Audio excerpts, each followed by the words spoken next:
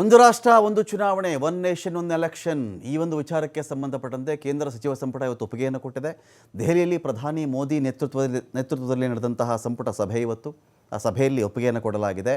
ರಾಮನಾಥ್ ಕೋವಿಂದ್ ನೇತೃತ್ವದ ಸಮಿತಿಯನ್ನು ಈ ಒಂದು ವರದಿ ಕೊಡಿ ಅಂತ ಹೇಳಿ ನೇಮಕ ಮಾಡಲಾಗಿತ್ತು.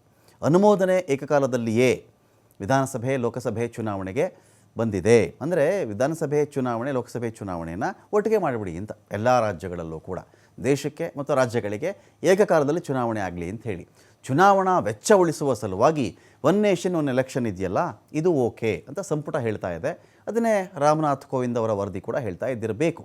ವಿರೋಧದ ಮಧ್ಯೆ ಕೂಡ ಸಾಕಷ್ಟು ವಿರೋಧ ಕೂಡ ವ್ಯಕ್ತವಾಗಿದೆ. ಇದನ್ನು ನಿಮ್ಮ ಪಾರ್ಟಿ ಅನುಕೂಲಗಳಿಗೆ ತಕ್ಕಂತೆ ಮಾತಾಡಬೇಡಿ.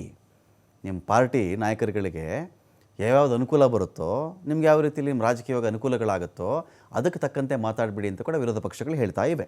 ಕೋವಿಂದ್ ಅವರ ವರದಿಗೆ ಸಂಪುಟ ಅಂತ ಒಪ್ಪಿಗೆಯನ್ನು ಕೊಟ್ಟಾಯಿತು. ಏನು ಹೇಳುತ್ತೆ ವರದಿ ಅಂತ ಹೇಳಿದ್ರೆ, ದೇಶದಲ್ಲಿ ಏಕಕಾಲದಲ್ಲಿ ಚುನಾವಣೆ ಅನುಷ್ಠಾನಕ್ಕೆ ಸಮಗ್ರ ಮಾರ್ಗಸೂಚಿಗಳಾಗಬೇಕು. ಮೊದಲ ಹಂತದಲ್ಲಿ ರಾಜ್ಯ ವಿಧಾನಸಭೆಗಳಿಗೆ ಲೋಕಸಭೆಗೆ ಒಟ್ಟಿಗೆ ಚುನಾವಣೆ ನಡೀಬೇಕು.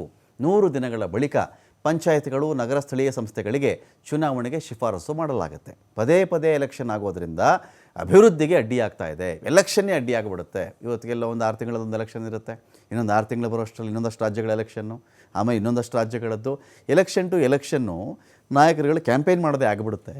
ತುಂಬ ಖರ್ಚು ಆಗುತ್ತೆ. ಮತ್ತೆ ಎಲೆಕ್ಷನ್ ಬರ್ತಾ ಇದ್ದರೆ ಒಂದೇ ಟೈಮ್ ಆದರೆ ಒನ್ಸ್ ಫಾರ್ ಆಲ್ ಮುಗಿಸ್ಬಿಡ್ಬಹುದಲ್ವಾ ಅಂತ ಈ ಒಂದು ವಾದ ಕೂಡ ಶುರುವಾಗಿದೆ. ಚುನಾವಣಾ ವೆಚ್ಚವನ್ನು ಕಡಿಮೆ ಮಾಡಬಹುದು ಅಂಥೇಳಿ ಪ್ರಸ್ತಾವನೆ ಇದೆ. ಸವಾಲೇನು ಹಾಗಾದರೆ? ಆಯಿತಾ, ಓಕೆನಾ, ಮಾಡಿಬಿಡ್ಬಹುದಾ ಒನ್ ನೇಷನ್ ಒನ್ ಎಲೆಕ್ಷನ್ ಅಂತ ನೋಡಿದಾಗ ಅದು ಅಷ್ಟು ಸುಲಭ ಇಲ್ಲ. ಯಾರೇ ವರದಿ ಕೊಡಲಿ, ಕ್ಯಾಬಿನೆಟ್ ಒಪ್ಕೊಂಡ್ಬಿಟ್ರೂ ಕೂಡ ಕ್ಯಾಬಿನೆಟ್ನ ಒಪ್ಪಿಗೆಯ ಮೇರೆಗೆ ಒಂದು ದೇಶದಲ್ಲಿ ಏಕಕಾಲದಲ್ಲಿ ವಿಧಾನಸಭೆಗಳಿಗೆ ಲೋಕಸಭೆಗೆ ಸ್ಥಳೀಯ ಸಂಸ್ಥೆ ಪಂಚಾಯತ್ಗಳು ಚುನಾವಣೆ ನಡೆಯೋಕ್ಕಾಗಲ್ಲ. ಏನಂದರೆ, ಮೊದಲಿಗೆ ಸಂವಿಧಾನದ 18 ವಿಧಿಗಳಿಗೆ ತಿದ್ದುಪಡಿ ಆಗಬೇಕು. ಯೋಚನೆ ಮಾಡಿ, ಒಂದಲ್ಲ 18 ವಿಧಿಗಳಿಗೆ ತಿದ್ದುಪಡಿ ಆಗಬೇಕು. ಅದು ಅಲ್ಲದೆ ಒಂದೇ ಒಂದು ಪಕ್ಷ ಈ ದೇಶದಲ್ಲಿ ಬಹುಮತವನ್ನು ಪಡೆದುಕೊಂಡು ಅಧಿಕಾರದಲ್ಲಿಲ್ಲ. ಇಲ್ಲಿರೋದೇನು, ಒಂದೇ ಪಕ್ಷ ಅಧಿಕಾರದಲ್ಲಿದೆಯಾ ಬಹುಮತ ಪಡ್ಕೊಂಡು? ಅವರೊಬ್ಬರದೇ ಬಹುಮತದ ಮೇಲೆ ಅಧಿಕಾರ ಮಾಡ್ತಾ ಇದೆಯಾ? ಇಲ್ಲ, ಕೂಟಗಳ ಆಧಾರದ ಮೇರೆಗೆ ಅಧಿಕಾರ ಮಾಡ್ತಿರೋದು. ಹಾಗಾಗಿ ತಮ್ಮ ಕೂಟದ ಸದಸ್ಯರನ್ನು ಕೂಡ ಒಪ್ಪಿಸ್ಬೇಕಾಗತ್ತೆ. ಯಾವ್ಯಾವ ಮೆಂಬರ್ಸ್ಗೆ ಯಾವ್ಯಾವ ರಾಜ್ಯಗಳಲ್ಲಿ ಯಾವ್ಯಾವ ಟೈಮಲ್ಲಿ ವಿಧಾನಸಭಾ ಚುನಾವಣೆ ಹೆಲ್ಪ್ ಆಗುತ್ತೋ ಗೊತ್ತಿಲ್ಲ. ಅವ್ರದ್ದೇ ಒಂದು ವಾದ ಇರುತ್ತೆ. ಇದೇನು ಸ್ವಾಮಿ, ಮೊನ್ನೆ ಗೆದ್ದಿದ್ದೀವಿ, ಇಷ್ಟೊಂದು ನಾವು ಲಕ್ಷಾಂತರ ಕೋಟ್ಯಾಂತರ ರೂಪಾಯಿ ಖರ್ಚು ಮಾಡಿದ್ದೀವಿ, ಮತ್ತು ಎಲೆಕ್ಷನ್ ಅಂದರೆ ಹೇಗೆ? ಇದೇ ಸೂತ್ರ ಅಕಸ್ಮಾತ್ ನೆಕ್ಸ್ಟ್ ಬರೋ ವರ್ಷಕ್ಕೆ ಎಲ್ಲ ಒಟ್ಟಿಗೆ ಚುನಾವಣೆ ಮಾಡೋಣಪ್ಪ ಅಂತ ಅಂದ್ಕೊಳ್ಳಿ. ಫಾರ್ ಎಕ್ಸಾಂಪಲ್ 2025ಗೆ ಒಂದು ದೇಶ ಒಂದು ಚುನಾವಣೆ, ವಿಧಾನಸಭೆಗಳಿಗೂ ನಡೆದು ಬಿಡಲಿ ಲೋಕಸಭೆಗೂ ನಡೀಲಿ ಅಂತ ಮಾಡಿದ್ರು ಅಂತ ಅಂದ್ಕೊಂಡ್ರೆ ಟಿ ಡಿ ಪಿ ಏನು ಮಾಡುತ್ತೆ? ಅಲ್ಲಿ ನಿತೀಶ್ ಕುಮಾರ್ ಏನು ಮಾಡ್ತಾರೆ?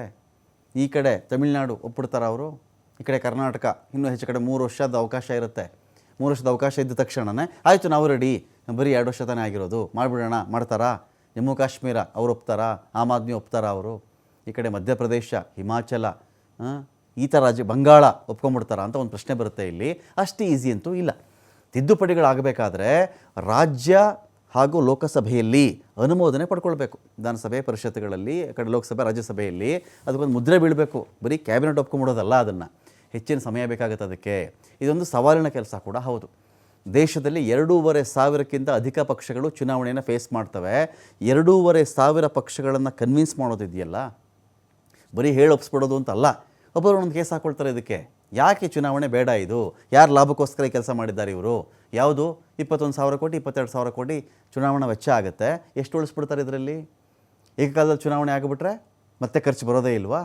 ಒಂದೊಂದು ರಾಜ್ಯಗಳಿಗೇ 3 ಸ್ಟೇಜು 4 ಸ್ಟೇಜಲ್ಲಿ ಚುನಾವಣೆ ಮಾಡ್ತಾರೆ ಇವರು.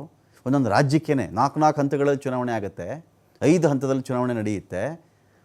ಒಂದು ದೇಶ ಒಂದು ಚುನಾವಣೆ, ವಿಧಾನಸಭೆಗಳಿಗೆ ಲೋಕಸಭೆಗೆ ಒಟ್ಟಿಗೆ ಚುನಾವಣೆ ಆಗಿಬಿಟ್ಟಾಗ ಎಷ್ಟು ಕಡೆ ಬೇಕಾಗುತ್ತೆ, ಇದು ಯೋಚನೆ ಮಾಡಿ ಅಂಥೇಳಿ ಅನೇಕ ಪಕ್ಷಗಳು ಇದಕ್ಕೆ ಆಲ್ರೆಡಿ ವಿರೋಧವನ್ನು ವ್ಯಕ್ತಪಡಿಸಿವೆ. ಹಾಗಾಗಿ ಅಷ್ಟು ಸುಲಭಕ್ಕಂತೂ ಇಲ್ಲ. ಯೋಚನೆ ಕೂಡ ಮಾಡಬಹುದು, ಕ್ಯಾಬಿನೆಟ್ ಒಪ್ಕೊಳ್ಬಹುದು ಕೂಡ. ಆದರೆ ವಿಧಾನಸಭೆಗಳನ್ನು, ವಿಧಾನ ಪರಿಷತ್ತನ್ನು, ರಾಜಕೀಯ ಪಕ್ಷಗಳನ್ನು ಒಪ್ಪಿಸೋದಿದೆಯಲ್ಲ, ಸ್ವಲ್ಪ ಸವಾಲು.